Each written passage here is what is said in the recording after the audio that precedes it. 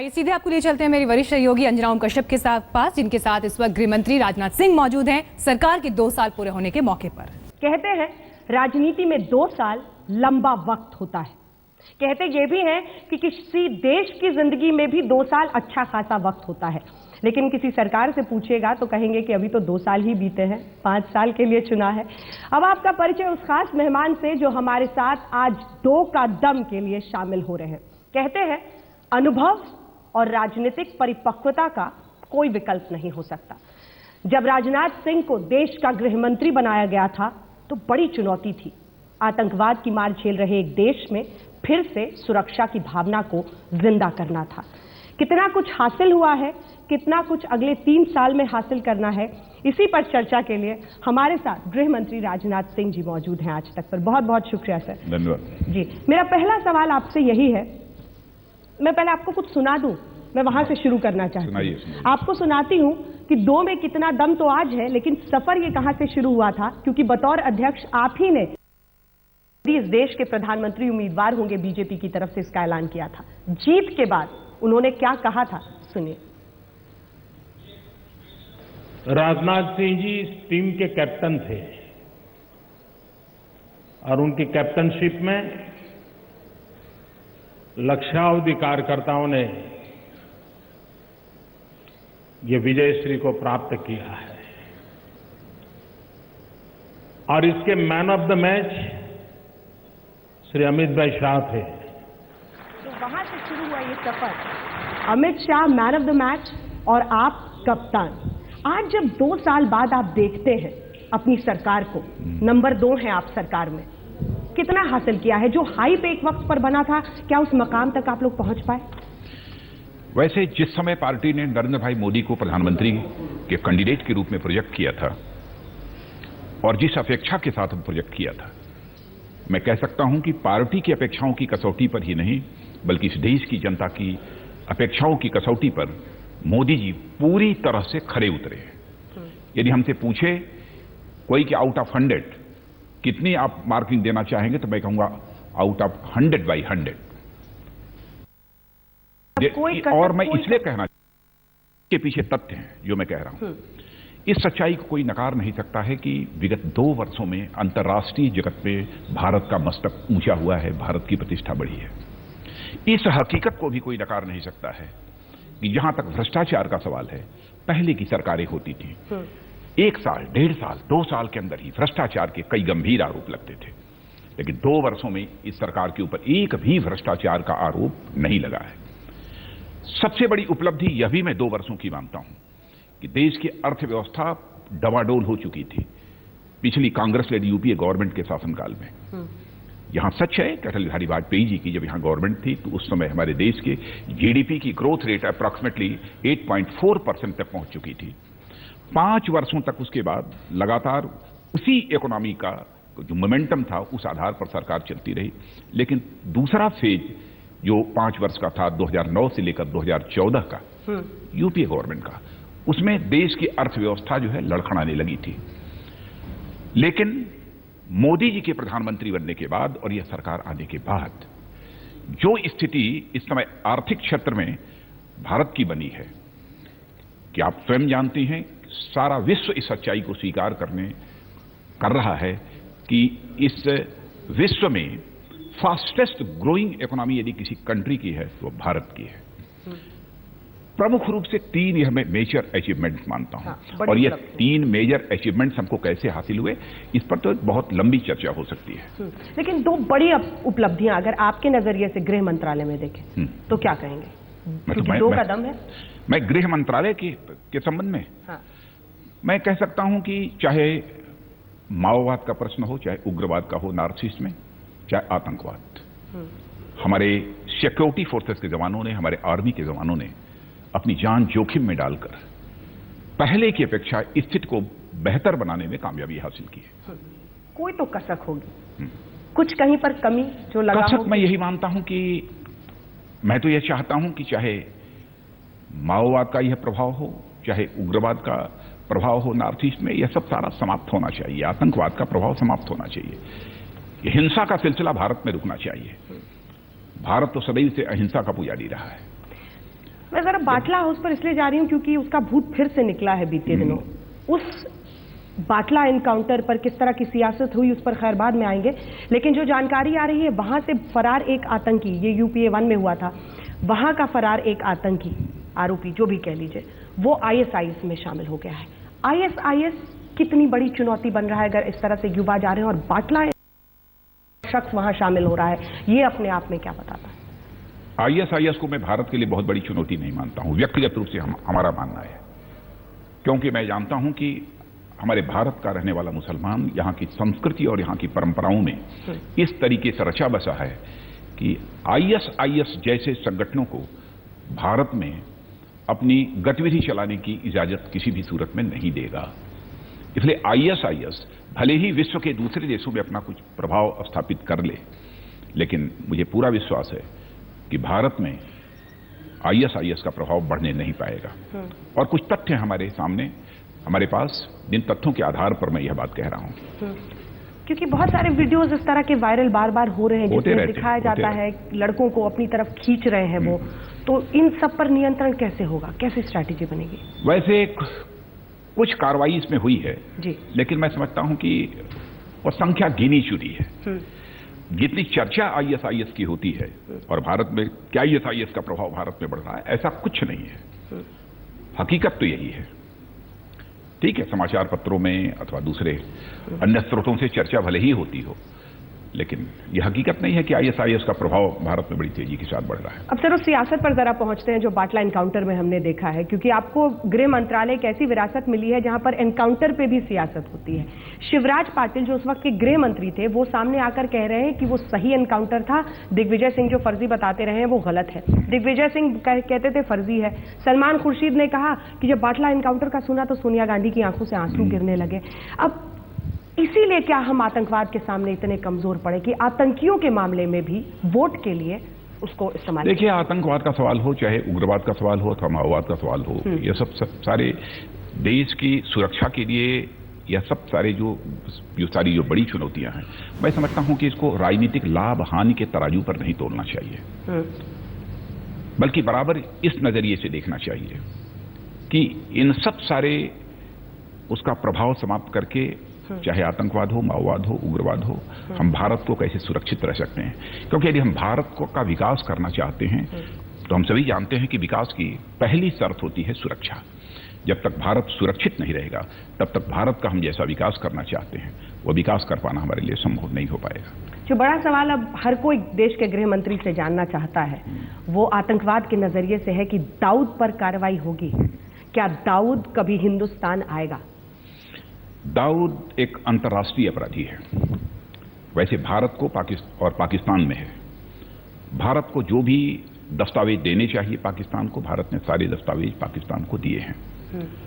हमारा प्रयत्न है कि पाकिस्तान को भारत को सौंपे, उसका प्रत्यार्पण होना चाहिए, लेकिन पाकिस्तान इसे नहीं कर रहा है। लेकिन जैसा मैंने पहले कहा कि दाऊद एक अंतर्राष्ट्रीय अपराधी है, तो अंतर्राष्ट्रीय जगत के भी देशों को चाहिए कि वो पाकिस्तान को या तो परसुएट करें अथवा पाकिस्तान के ऊपर प्रेशर बिल्डअप करें कि पाकिस्तान दाऊद के विरुद्ध वो कार्रवाई करे। ये दबाव कैसे बनेगा? ये पाकिस्तान पर दबाव की वो कार्रवाई करे, आप कह रहे हैं कि विदेशों में भी अलग अलग देशों से बने, ये दबाव कैसे बनेगा पाकिस्तान पर? नहीं, एक तो मैंने अपेक्षा की है और आपने देखा होगा कि हमारे प्रधानमंत्री मोदी जी जिन जिन देशों में जा रहे हैं वहां पर आतंकवाद के विषय पर भी उन देशों के साथ चर्चा हो रही है और अधिकांश देशों ने अपनी उस पर सहमति व्यक्त की है। ऐसे ही मैं समझता हूं कि एक माहौल बनेगा और उन देशों की तरफ से भी यह प्रयत्न होना चाहिए ताकि पाकिस्तान दाऊद के विरुद्ध, चूंकि अंतर्राष्ट्रीय अपराधी है, इंटरनेशनल क्रिमिनल है, उसके खिलाफ कार्रवाई पाकिस्तान करेगा। लेकिन दाऊद के बारे में सर ये भी जानकारी आ रही है कि हिंदुस्तान में भी कई लोगों से वो संपर्क में है, फोन पर बातचीत, महाराष्ट्र के भी कुछ नेताओं से बातचीत। हालांकि चूंकि ये सब जांच का विषय है, मुझे पता है कि उस पर सीधे टिप्पणी से आप परहेज करेंगे, लेकिन क्या जांच ऐसी नहीं होनी चाहिए कि अगर वाकई हिंदुस्तान में अभी भी उसके कुछ ऐसे लिंक्स हैं, कॉन्टैक्ट्स हैं, तो उनको पहले रोका जाए? उन पर कहीं पर यदि उसके लिंक से यदि पाए जाएंगे तो मैं समझता हूं कि हमारी फोर्स कार्रवाई करने में पीछे नहीं रहेगी, हम कार्रवाई करेंगे उस पर। पठानकोट से सर हमने क्या सीखा? क्योंकि कोई बड़ा आतंकवादी ऐसी घटना नहीं हुई देश में कहीं, लेकिन पठानकोट अपने आप में बहुत चौंकाने वाला था। पठानकोट से हमने क्या सीखा? देखिए, पठानकोट का जहां तक प्रश्न है, मैं समझता हूं सबसे पहले तो मैं बधाई देना चाहता हूं अपने सिक्योरिटी फोर्स के जवानों को, और उनको मैं सैल्यूट करता हूं कि उन्होंने अपनी जान भले ही गंवाई हो, लेकिन वहां के जो इंपॉर्टेंट इंस्टॉलेशंस थे उनको डैमेज होने से बचा लिया पूरी तरह से। सबसे बड़ी कामयाबी उन्होंने हासिल की है। हाँ, लेकिन घटना हुई है, यह सच है, और ऐसी घटना की पुनरावृत्ति भविष्य में न होने पाए, इसके लिए थोड़ा और अधिक सावधानी हम लोगों को बरतने की आवश्यकता है। लेकिन ये भी क्या सच है कि जब इसके बाद जॉइंट इन्वेस्टिगेटिव टीम पाकिस्तान से आ रही थी, तो बतौर गृह मंत्री राजनाथ सिंह जी नहीं चाहते थे कि ये टीम एयरफोर्स स्टेशन तक जाए? कमोबेश यह सहमति बन गई थी कि वहां से GIT भी आएगी पाकिस्तान से यहाँ की जांच करने के लिए, और NIA भी यहाँ से पाकिस्तान जाएगी, वहां जो इससे संबंधित अपराधी हैं उनका इंट्रोगेशन करने के लिए, उनसे पूछताछ करने के लिए। लेकिन विदेश सचिव स्तर पर भी बातचीत हुई है, और मैं समझता हूं कि हम लोगों को प्रतीक्षा करनी चाहिए अभी पाकिस्तान के रिस्पांस की। देखते हैं आगे क्या होता है। पर आप खुद ऐसा चाहेंगे कि ये जल्द से जल्द हो? मैं चाहूंगा कि हमारी NIA की टीम पाकिस्तान जाए और पूरे मामले की गहराई तक वो जांच कर सके। अब जरा वहां से निकल के अगर जम्मू कश्मीर पहुंचे, जहां पर बीजेपी PDP की सरकार चल रही है, आए दिन परेशानियों के बीच सवाल यह है कि आपने कहा था कि हम कश्मीरी पंडितों को यहां वापस बसाएंगे, लेकिन महबूबा जी की तस्वीर उस पर साफ होती नहीं, वो साफ कुछ कहती नहीं, जमीन की बात आती है तो 2 कदम पीछे चली जाती हैं। कैसे बसाएंगे आप? देखिए, इसके पहले मुफ्ती साहब जब चीफ मिनिस्टर थे, उनसे हमारी बातचीत हुई थी कश्मीरी पंडितों को कश्मीर में बसाने के संबंध में। मैंने उनसे कहा था कि यदि आप जमीन उपलब्ध कराएंगे तब उसके बाद यह काम वहां प्रारंभ हो सकता है, तो इस पर उन्होंने अपनी सहमति जताई थी। लेकिन अभी दुर्भाग्यवश वो हमारे बीच नहीं रहे उसके बाद, और महबूबा जी से भी हमने चर्चा की है, लेकिन अभी इनकी गवर्नमेंट बने हुए बामुश्किल महीने भर हुए हैं, तो मैं समझता हूं कि उन्हें और अधिक समय मिलना चाहिए। लेकिन कश्मीरी पंडितों को वहां रिहेबिलिटेट करने के लिए, पुनर्वासित करने के लिए हमारे पास फंड भी है। जो ही जम्मू कश्मीर गवर्नमेंट वहां पर जमीन उपलब्ध कराएगी, हम उनके रिहेबिलिटेशन के लिए वहां पर हाउसेज बनाने का काम शुरू कर देंगे। मतलब बतौर गृह मंत्री आप पूरी तरह से अपनी तरफ से तैयार हैं? तैयार हैं। जमीन मिलेगी और घर उनके लिए बनना शुरू हो जाएगा? बिल्कुल बनना शुरू। वहां के हालात नियंत्रण में रह पाएंगे? हालात नियंत्रण में रहेंगे, उसके लिए भरपूर कोशिश की जाएगी। हालात के अनियंत्रित होने का कोई कारण नहीं है, अगर सरकार वहां चाहे और आप लोग चाहें तो। अब जरा हालात पर पूरे देश की बात करते हैं। इनटॉलरेंस के इर्द गिर्द एक बड़ी बहस देश में छेड़ी गई, लेकिन इसी के साथ एक दूसरा पक्ष ये भी है कि भारत माता की जय, कोई छुरी बोले मैं नहीं बोलूंगा, ये पूरा अपने किस्म की सियासत चली। लेकिन नेशनलिज्म का सर्टिफिकेट बांटने की भी बात कई बयान बहादुर बीजेपी में खुद हैं। इसको कैसे देखते हैं आप, और इनको कैसे रोका जाएगा? और ये जो नेशनलिज्म का सर्टिफिकेट वाला है सर, ये देखिए, नेशनलिज्म का सर्टिफिकेट देने का कोई सवाल नहीं है, लेकिन मैं समझता हूं कि बयानबाजी से भी बचना चाहिए, जिससे किसी प्रकार की कोई उत्तेजना पैदा होने की संभावना हो, और साथ ही भारत के टुकड़े टुकड़े करने के नारे लगाने से भी लोगों को बचना चाहिए। और जो भारत माता के टुकड़े टुकड़े करने के लिए नारे लगाता है, तो निश्चित रूप से कानून उसके विरुद्ध अपना काम करेगा। लेकिन इसी के साथ JNU का पूरा मामला हुआ, अभी तक क्या उन लोगों तक हम नहीं पहुंच पाए जिन्होंने वहां पर टुकड़े टुकड़े का नारा लगाया था? ये पूरी कार्रवाई जो हो रही है वो दिल्ली पुलिस के द्वारा हो रही है। इसके पहले भी जो कार्रवाई की दिल्ली पुलिस ने किया है। अब आगे जो भी चार्जशीट सबमिट करना होगा पूरे मामले की इन्वेस्टिगेशन करने के बाद, तो वह दिल्ली पुलिस ही करेगी। लेकिन हमने उस मामले में हस्तक्षेप नहीं किया है। लेकिन आप भी ये मानते हैं कि जबरन किसी से भारत माता की जय बुलवाना है, क्योंकि आपने कहा कि बयानों से बचना चाहिए, जबरन नहीं बुलवाना चाहिए? जबरन ये किसी को फोर्स के भारत माता की जय बोलो, व्यक्ति तो अब सेल्फ इंस्पिरेशन से बोलेगा, भारत में रहता है तो बोलेगा, लेकिन स्वतः की प्रेरणा से ही बोलेगा। अब प्रधानमंत्री पर आ जाते हैं। कांग्रेस ने खूब प्रचार किया है ये तो सुपर PMO है, जो वहां पर डिसाइड हो गया बस वही सब लोग करते हैं, किसी की राय लेते नहीं है प्रधानमंत्री। क्या ये सच है? नंबर 2 है आप सरकार से, आप जो बोलेंगे वो महत्वपूर्ण होगा। मैं समझता हूं कि ये आरोप जो हमारे प्रधानमंत्री जी के ऊपर लगता है पूरी तरह से बेबुनियाद है और निराधार है। प्रधानमंत्री जो भी फैसले करते हैं अपने मंत्रिमंडल के सहयोगियों से राय परामर्श करने के बाद ही करते हैं, जो भी फैसले करते हैं। यदि कोई ऐसा आरोप लगाता है तो मैं समझता हूं कि सरकार के कामकाज की शैली से वो परिचित नहीं है। हमारे सामने तो एक भी ऐसा मुद्दा नहीं है जिसके बारे में मैं कह सकूं कि बिना बातचीत किए हुए, बिना राय परामर्श किए हुए उन्होंने किया होगा। कहीं तालमेल में कोई कमी नहीं, तालमेल में कहीं पर कोई कमी का कोई प्रश्न ही नहीं है। आप लोग भी अपनी तरफ से जिसको जो सुझाव देना है कैबिनेट की बैठक में खूब जमकर, आपने देखा होगा कि शायद हमारी कैबिनेट की बैठक आधे घंटे में समाप्त नहीं होती है। 2 घंटे, 2.5 घंटे और 3-3 घंटे तक हमारी कैबिनेट की बैठक चलती है। उसमें ब्रेनस्टॉर्मिंग करते हैं? बिल्कुल जबरदस्त होती है, चाहे वो किसी भी मिनिस्ट्री से रिलेटेड इशू क्यों न हो, लेकिन उस पर जो भी अपना विचार व्यक्त करना चाहता है सभी अपने विचार व्यक्त करते हैं। क्या मोदी का जादू बरकरार है? तब के कप्तान आपको कहा था प्रधानमंत्री ने, आपने उनको 100 में से 100 दे दिया, लेकिन क्या वो जादू जो एक वक्त पर जो लहर, क्योंकि मुझे याद है लखनऊ में सर आप रैली कर रहे थे और बड़ी भीड़ थी वहां पर और मैं लंबे वक्त तक गाड़ी से आपके पीछे गई, फिर हमने इंटरव्यू किया आपका, आपने तब कहा था कि स्वीपिंग मेजॉरिटी मिलेगी और वो सच हुआ। हमने उसको ब्रेकिंग न्यूज भी आज तक पे चलाया था और वो हुआ।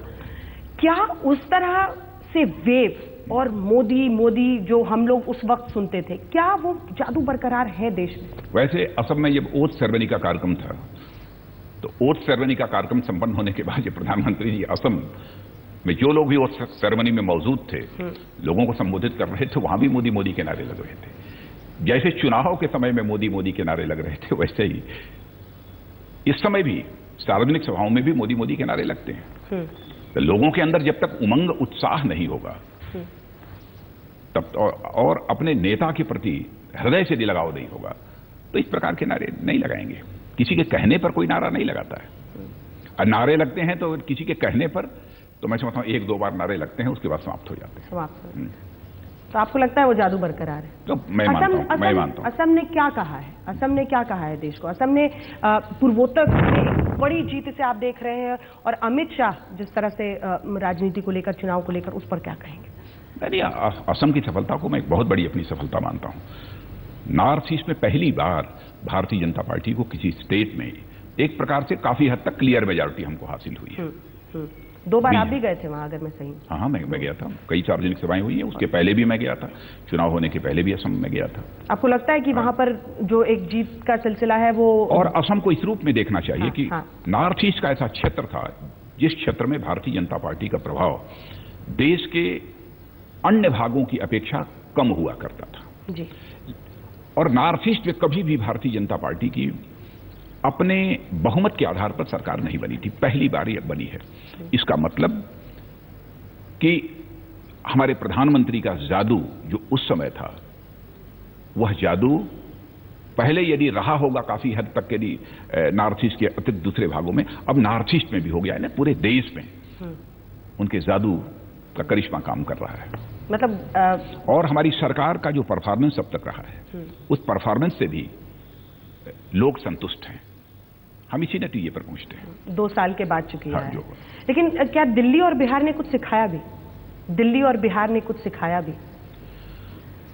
दिल्ली और बिहार में किन कारणों से हम लोगों की को अपेक्षित सफलता प्राप्त नहीं हो पाई उसकी समीक्षा हम लोगों ने की है, लेकिन उसको मैं समझता हूं कि सार्वजनिक करने की कोई आवश्यकता नहीं है और आगे उसकी पुनरावृत्ति न होने पाए यह सावधानी हम लोग बरतेंगे। असम की जीत पर आप लोग खुश, और असम के साथ ये भी दिलचस्प रहा कि 2 साल सरकार के पूरा हुए, तो क्या असम का मॉडल उत्तर प्रदेश में, क्योंकि उत्तर प्रदेश एक आपका गृह राज्य है और उत्तर प्रदेश और लखनऊ में आपको जब देखें तो बिल्कुल अलग अंदाज में आप वहां पर दिखते हैं, उस गृह राज्य का फॉर्मूला क्या होगा सर? क्या असम की तरह कोई चेहरा होगा?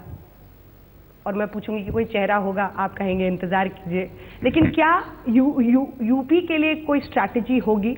और राजनाथ जी यूपी में कितने इंटरेस्टेड होंगे? यूपी की बड़ी तस्वीर और बड़ी स्ट्रैटेजी पार्टी के नजरिए से। वैसे हर राज्य की अपनी राजनीतिक परिस्थितियां होती हैं, तो हम ये नहीं कह सकते कि जो असम की राजनीतिक परिस्थितियां थी वही उत्तर प्रदेश की भी राजनीतिक परिस्थितियां हैं।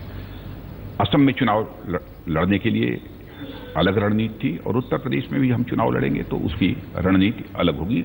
उत्तर प्रदेश देश का सबसे बड़ा राज्य है, लेकिन जहां तक नेतृत्व का प्रश्न है ये तो पार्लियामेंट्री बोर्ड ही इस संबंध में फैसला करता है।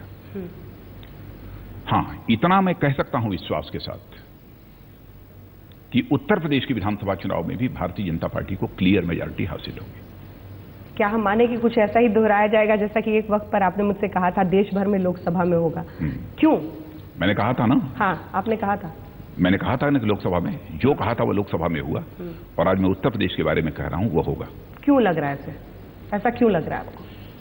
क्योंकि मैं देख रहा हूं कि हमारी एक तो संगठन भी पहले की अपेक्षा काफी अधिक मजबूत हुआ है, काफी सक्रियता बढ़ी है कार्यकर्ताओं की, कार्यकर्ताओं के अंदर भी एक उमंग और उत्साह है, और सेंटर में भी जो हमारी गवर्नमेंट काम कर रही है उस गवर्नमेंट के परफॉर्मेंस का भी असर का एहसास अब लोगों को होने लगा है। पर जो हमारी उपलब्धियां हैं उसका एहसास अब लोगों को धीरे धीरे होने लगा है, और लोग यह भी अब महसूस करने लगे हैं कि जिन राज्यों में भी भारतीय जनता पार्टी की अथवा बीजेपी लेड एनडीए गवर्नमेंट्स हैं, एनडीए गवर्नमेंट्स काम कर रही हैं, सचमुच कंपैरेटिवली वो बेटर गवर्नेंस दे रही है इस समय उन राज्यों के जहां पर की दूसरी पॉलिटिकल पार्टी की गवर्नमेंट है।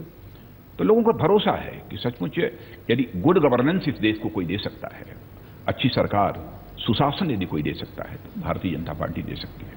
इसलिए भी लोगों की रुझान अब भारतीय जनता पार्टी की ओर बढ़ रही है। ये विकास वर्सेस ध्रुवीकरण यूपी में क्या महत्वपूर्ण होगा? क्या क्योंकि विकास ध्रुवीकरण की पॉलिटिक्स भारतीय जनता पार्टी किसी भी सूरत में नहीं कर सकती। ध्रुवीकरण की पॉलिटिक्स को मैं तो भारत के लिए घातक में मानता हूं, भारत की एकता, अखंडता और इसकी सार्वभौमिकता के लिए मैं घातक मानता हूं। और ध्रुवीकरण की राजनीति वे ही करते हैं जो राजनीति केवल सरकार बनाने के लिए करते हैं, जो राजनीति केवल सरकार बनाने के लिए नहीं करते हैं बल्कि समाज बनाने के लिए करते हैं, देश बनाने के लिए करते हैं, वे कभी भी ध्रुवीकरण की राजनीति नहीं कर सकते। तो भारतीय जनता पार्टी ऐसी ही राजनीतिक पार्टी है जो राजनीति केवल सरकार बनाने के लिए नहीं करती है। हम समाज बनाने के लिए राजनीति करते हैं, देश बनाने के लिए राजनीति करते हैं। इसलिए भारतीय जनता पार्टी के द्वारा ध्रुवीकरण की राजनीति का समर्थन करना कदापि संभव नहीं है। जातीय समीकरण भी उत्तर प्रदेश में एक बड़ी महत्वपूर्ण चीज होगी, उसको भी कहीं ना कहीं साधना पड़ता है जब यूपी में चुनाव लड़ने हो। मायावती जिस तरह की पॉलिटिक्स करती हैं, अखिलेश यादव करते हैं, ये कैसे, इसका गणित कैसे बैठेगा? देखिए, उत्तर प्रदेश में समाजवादी पार्टी, बहुजन समाज पार्टी, इन दो राजनीतिक पार्टियों ने सचमुच जातिगत राजनीति को काफी बढ़ाया है, जिसमें कहीं दो मत नहीं है।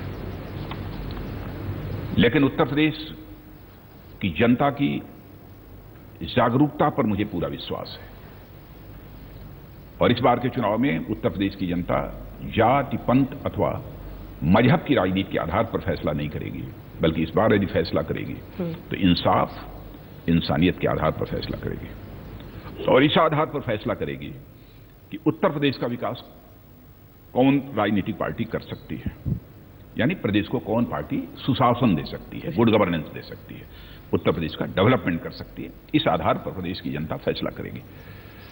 राहुल गांधी पर क्या कहेंगे? कुछ नहीं कहेंगे।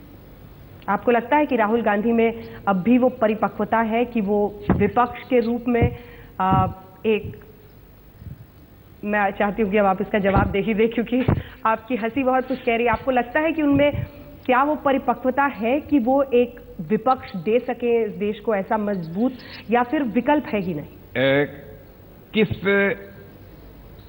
राजनीतिक नेता में परिपक्वता है, अपरिपक्वता है, इस संबंध में मैंने कभी न टिप्पणी की है, न भविष्य में भी कभी टिप्पणी मैं करूंगा।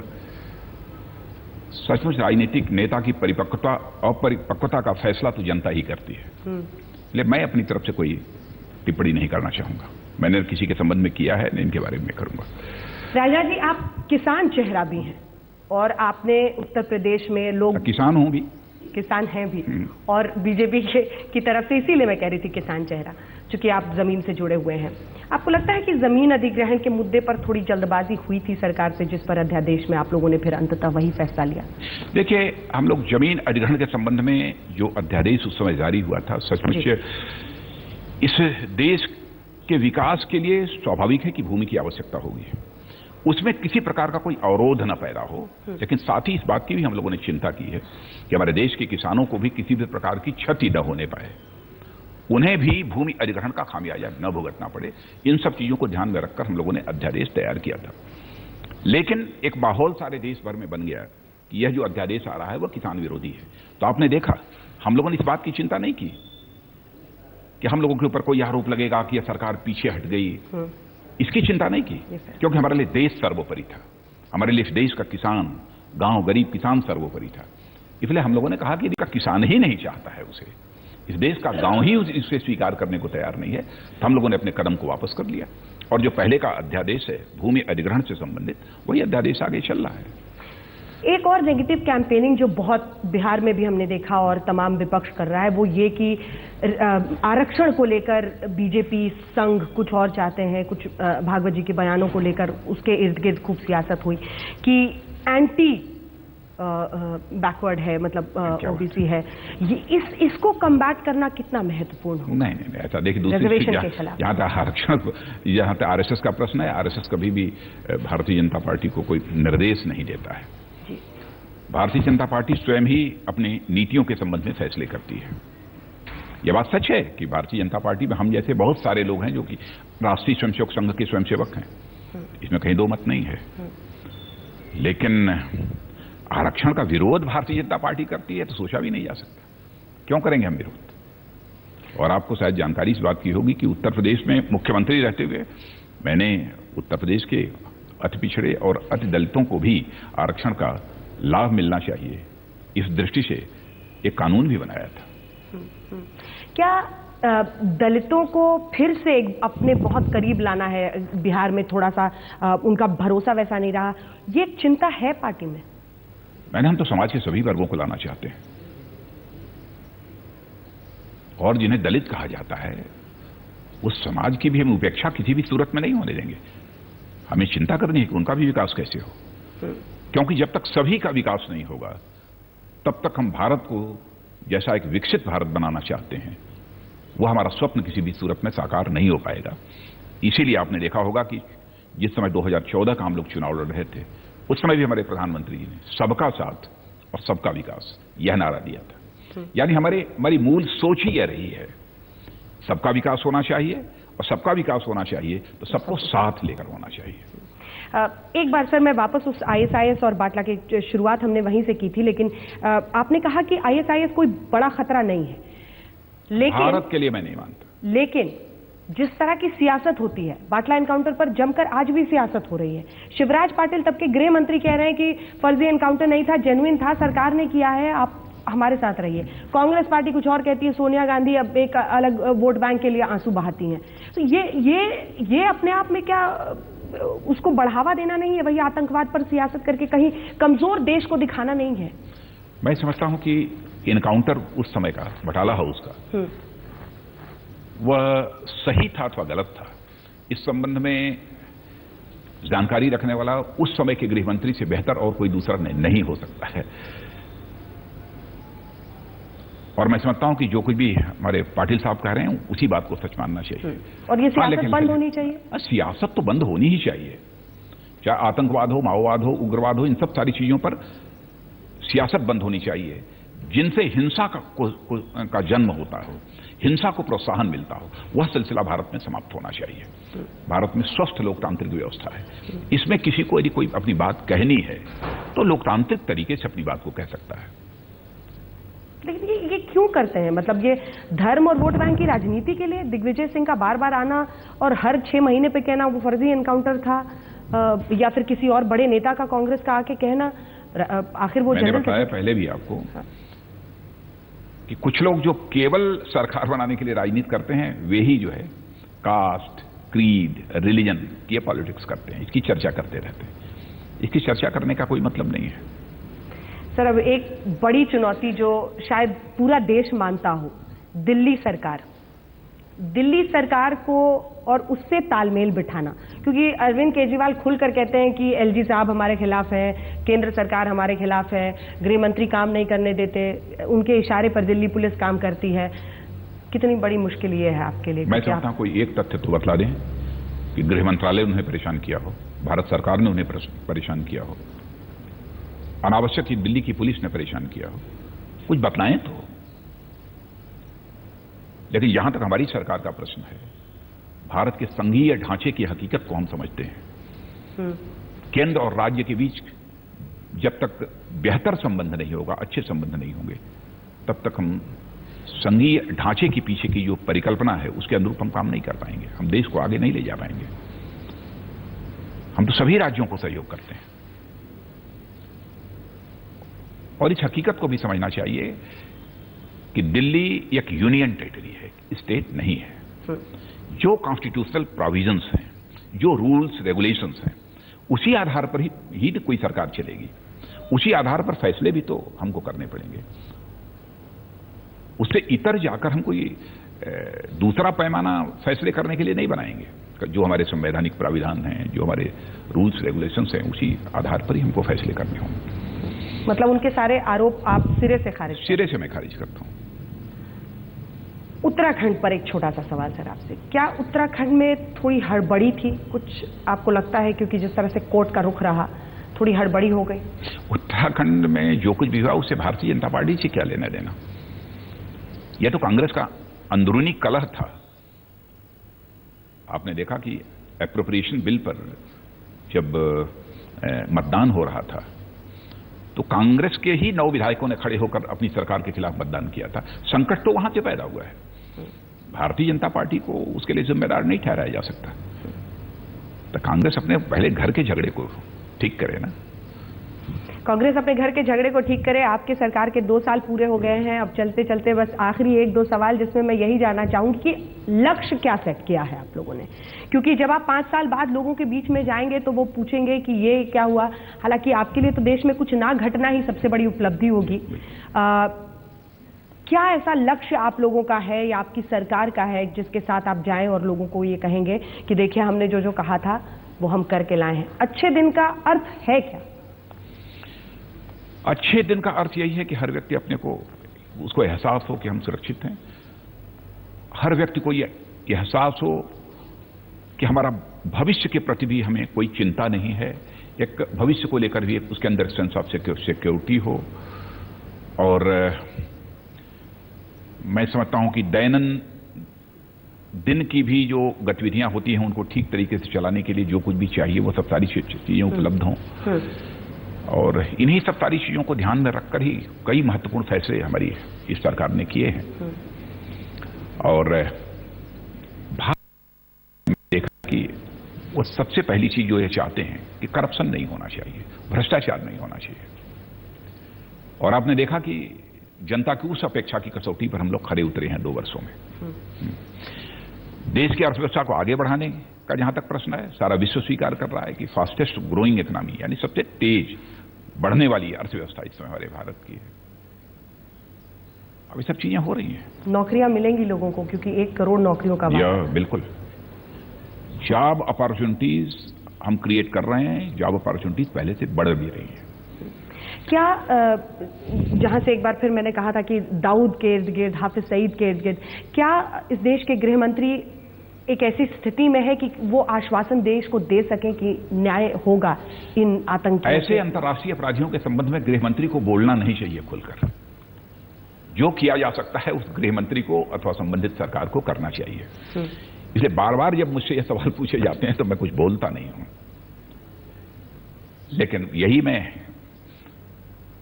कहता हूं कि सारे दस्तावेज हम लोगों ने उपलब्ध कराए हैं और जो कुछ भी संभव है वो कर रहे हैं और जो कुछ भी संभव होगा करेंगे। हां, यह बात सच है कि हमको अंतर्राष्ट्रीय और हमारे राष्ट्रीय जो कानून है उनका ध्यान रखना होगा। चूंकि उत्तराखंड पर सर अभी बात हुई थी, आपने कहा था कि कांग्रेस अपने घर को संभाले, लेकिन क्या राष्ट्रपति शासन लगाने में जो एक जल्दबाजी दिखी उस पर सवाल खड़े हुए कोर्ट की तरफ से? अब तो कोर्ट में मामला सब जुडिस है, अब फैसले की प्रतीक्षा करिए। अब यह सवाल तो सचमुच पूछा जाना चाहिए। हाँ। तो उत्तराखंड के गवर्नर से पूछा जाना चाहिए, हमसे क्यों पूछ रही हैं? चलते चलते कुछ ऐसा जो आप कहना चाहें लोगों को, क्योंकि आजकल हमने देखा है सर कि एक वक्त था आप हमेशा मिलते थे, अब आप उतना नहीं बोलते हैं जितना आप पहले बोलते थे। तो काम ज्यादा वक्त ले रहा है या? गृह मंत्रालय की ऐसी जिम्मेदारी होती है कि इसमें कम बोलना चाहिए जी। जो ज्यादा बोलेगा वो कुछ कर नहीं पाएगा, इसीलिए मैं बचता हूं। जैसे बार बार आपने दाऊद के ऊपर सवाल पूछे, बार बार आपने ISIS के ऊपर सवाल पूछे, तो जो गृह मंत्री बराबर इस पर बोलता ही रहेगा कि मैं ये कर डालूंगा वो कर डालूंगा, वो काम क्या करेगा? इसीलिए मैं काम पे फोकस है और उसी में ज्यादा वक्त जाता है। काम पर। और अब जो ये हाइप के इर्द गिर्द लोग विवाद छेड़ते हैं कि बीजेपी सरकार अपना काम प्रोजेक्ट करने में ज्यादा पैसे लगाती है। अरविंद केजरीवाल ने कह दिया इतने करोड़ फूंक दिए हैं। आपने देखा होगा कम से कम 1 साल और 2 साल जब पूरा होता है तो उसके बाद ही तो स्वाभाविक है कोई सरकार जो है जनता को ये बतलाती है, जनता को हिसाब देना कि हमने 2 वर्षों में क्या किया, यह भी तो हमारा नैतिक दायित्व है। और केवल प्रिंट और इलेक्ट्रॉनिक मीडिया के माध्यम से ही हम देश की जनता को अपना हिसाब किताब नहीं दे रहे हैं, बल्कि आज ये रैली है सहारनपुर में, जहां स्वयं प्रधानमंत्री जी अपने 2 वर्षों के कामकाज का हिसाब किताब देने के लिए जनता को जा रहे हैं। मैं भी उनके साथ जा रहा हूं। हम दोनों लोग उस रैली में मौजूद रहेंगे। क्या महत्व होगा इसका, क्योंकि एक लग रहा है कि यूपी की जमीन तैयार हो रही है चुनाव की। यूपी के चुनाव से इसको जोड़कर नहीं देखना चाहिए, बल्कि इसको इस रूप में देखना चाहिए कि यह जो काम करने वाली यह जो सरकार है इस समय केंद्र की, वह सरकार जनता से मुंह छिपाकर काम करने वाली सरकार नहीं है, जनता से आंख चुरा कर काम करने वाली सरकार नहीं है, बल्कि ऐसी काम करने वाली सरकार है जो जनता की आंखों में आंख डालकर काम करने वाली सरकार है। आपको नहीं लगता कि कांग्रेस का बड़ी छोटी राजनीति दिखी जो इन्होंने अमिताभ बच्चन पर सवाल खड़ा कर दिया? क्योंकि बेटी बचाओ बेटी पढ़ाओ तो देश के लिए एक अभियान है, उसको एक व्यक्ति के और ऐसे आरोपियों को से बचने लगे तो नेशनल हेराल्ड मामले में खुद सोनिया गांधी सब पर केस है, तो ये एक बेबुनियाद और छोटी राजनीति का हिस्सा था अमिताभ बच्चन पर उंगली उठाना। अब आप स्वयं ही फैसला कर लीजिए कि कैसी राजनीति। मैं क्या कहूंगी, छोटी राजनीति की बड़ी राजनीति देश समझेगा। और मैं समझता हूं कि देश ने इन्हीं सब सारे कारणों से आज ऐसे हालात पैदा कर दिए हैं कि कांग्रेस का जनाधार कम से कम भारत की राजनीति तो पूरी तरह से सिमट सा गया है। और हिंदुस्तान के अधिकांश ऐसे बड़े राज्य हैं जहां पर कि पॉलिटिकल सिग्निफिकेंस कांग्रेस का, यानी कांग्रेस का राजनीतिक दृष्टि से महत्वहीन होती जा रही है। ये आपने कहा कि घटनाएं कम हो, गृह मंत्री के रूप में यही आपका अंतिम लक्ष्य है, लेकिन इसी के साथ वैसे मैं कहना चाहूंगा आप आंकड़े भी उठाकर देख लीजिए। मैं आंकड़े यहां नहीं दे रहा हूं, लेकिन विगत 10 वर्षों में 12 वर्षों में देखा जाए तो इस समय आतंकवाद हो, उग्रवाद हो और ये माओवाद हो, वो अपने लोवेस्ट पॉइंट पर है विगत 10 वर्षों में। ये चूंकि आपने कहा कि एक अच्छा वातावरण देश में हो, ये भी आप ही की जिम्मेदारी, पूरी कोशिश होती है जी। तो ये कुछ फ्रिंज एलिमेंट्स देखा गया है, जैसे फ्रिंज क्या कहें, बजरंग दल जिसने शौर्य शिविर किया कि हम आतंकवाद के खिलाफ अपना एक बल बना रहे हैं। वहां पर गौ रक्षा के लिए अगर पंजाब में कुछ लोग हथियारबंद होकर सड़क पर निकल जाते हैं, इस पर नियंत्रण कैसे हो?